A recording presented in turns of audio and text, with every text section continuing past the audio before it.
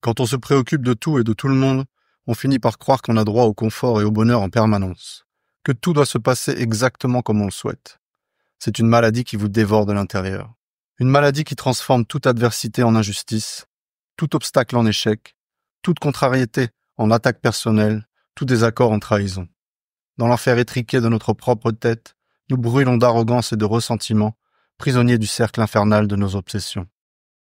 Dans un mouvement perpétuel, mais qui n'arrive jamais nulle part. Je commence ce premier épisode avec cette citation édifiante de Mark Manson parce que je répète souvent à qui veut l'entendre, et même ceux qui n'ont rien demandé, qu'il faut savoir choisir ses combats. Développer la capacité d'accepter ce qu'on ne peut pas changer et le courage de se mesurer à ce qui peut l'être.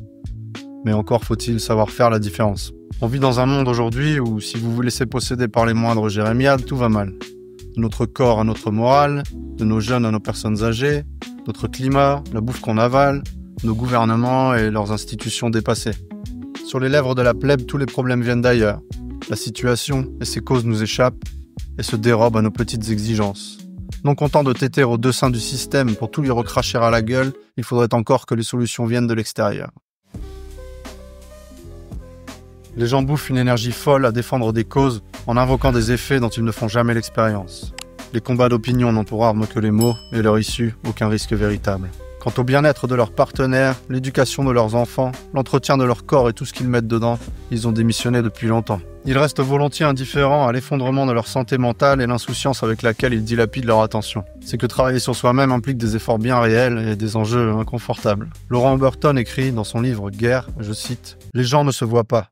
Par conséquent, ils sont incapables de travailler sur eux. Baladés par le premier baratin venu, ils passent à côté d'évidences éléphantesques. » Ce podcast aurait dû s'appeler La Courte Échelle. Je vais pas vous mentir, le nom m'emballait pas des masses, mais je sais par expérience que s'attarder sur des détails, c'est se soustraire au vrai travail.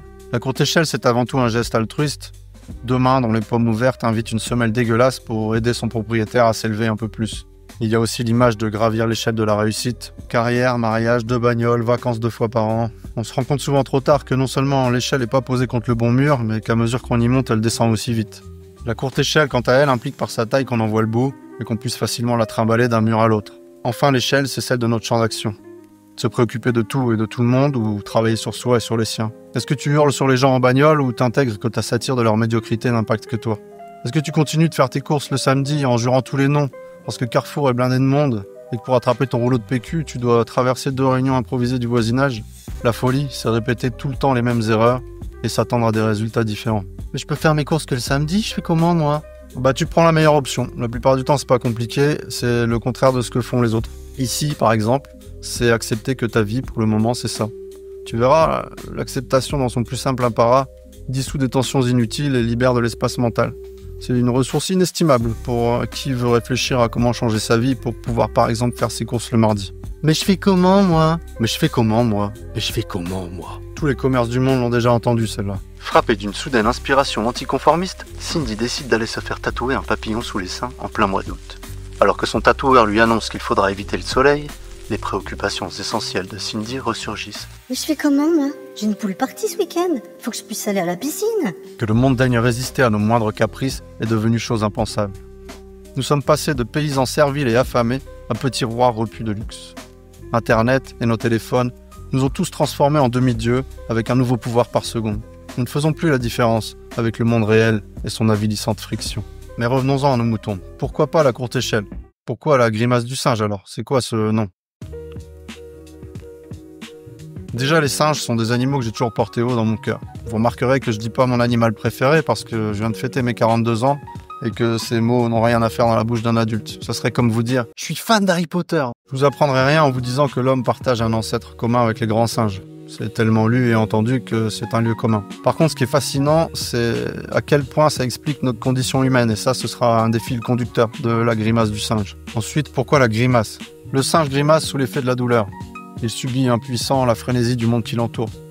Et s'il est capable de verbaliser ses symptômes par des concepts issus de son langage, comme trou de mémoire, procrastination, manque de sens, hyperactivité, dépression, il comprend pas bien les forces qui le manipulent, ni leur rouage. Il est ce hérisson qui traverse la route et se met en boule pour se défendre contre un Dacia Duster. Ces mécanismes de survie, perfectionnés sur des millions d'années, n'ont pas eu le temps de s'adapter à son environnement. L'explosion technologique et culturelle du dernier quart de millénaire, à l'échelle de l'évolution, c'est un clin d'œil. Mais la grimace, c'est aussi l'irrévérence. Parce qu'une fois accepté son histoire et sa nature, l'homme singe découvre un pouvoir nouveau sur le monde. Il peut alors tirer profit de sa technologie et sa culture non pas pour noyer sa douleur, mais pour reprendre le contrôle de ses pensées et donc de son langage, de ses actions et donc de son destin. La grimace symptôme cède alors sa place à la grimace étendard, une bannière brodée d'une langue tirée vers l'extérieur, symbole de résistance à cette nature primale qui motive toutes les stratégies de l'oppresseur et constitue la principale faiblesse de l'oppressé. La grimace du singe, c'est en quelque sorte un journal de combat. Celui d'un père, d'un fils, d'un partenaire, celui d'un frère, d'un ami, d'un citoyen. On parlera des femmes, des hommes, de leurs relations. On parlera d'enfants, de leur éducation. On parlera de philosophie, de société, de stratégie d'action. On parlera de tout ce qu'on peut faire pour agir à notre échelle et donner du sens à notre vie. On essaiera surtout de répondre à cette brûlante question. Putain, mais c'est quoi notre problème ? Pourquoi le monde moderne semble défini par une unique équation ? Distraction plus addiction égale dépression. On se gave de sucre, de gras, on se vautre dans Netflix, on scrolle comme des petits cochons. A plus B égale X. On s'enfonce dans sa médiocrité jusqu'à ne plus se reconnaître, jusqu'à perdre espoir d'un jour se retrouver. Dans les mots de Ralph Muller, je cite « Oubli de soi et vice se dévorent passionnément. Et à mesure que l'on s'aliène, on épuise les forces qu'on pourrait mettre à se reprendre. On se perd de ne pas agir et on lambine de ne plus être. » Il n'est ici même plus question de mensonge. On fait pire que se mentir. On ne s'adresse plus la parole. Il faut parfois aller au bout de cette nuit, se fourvoyer aux dernières ombres pour retrouver goût aux lueurs.